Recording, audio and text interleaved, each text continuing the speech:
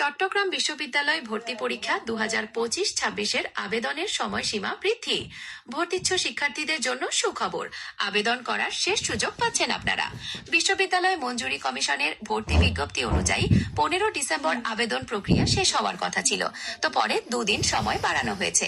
বর্ধিত সময়সীমা অনুযায়ী আগামী 17 ডিসেম্বর রাত 11:59 পর্যন্ত শিক্ষার্থীরা অনলাইনে আবেদন করতে পারবেন। ফি প্রদানের সময়সীমাও একই থাকবে। এবারের ভর্তি পরীক্ষা 2 জানুয়ারি থেকে শুরু হয়ে ঢাকা, চট্টগ্রাম ও রাজশাহী 3 বিভাগে অনুষ্ঠিত হবে।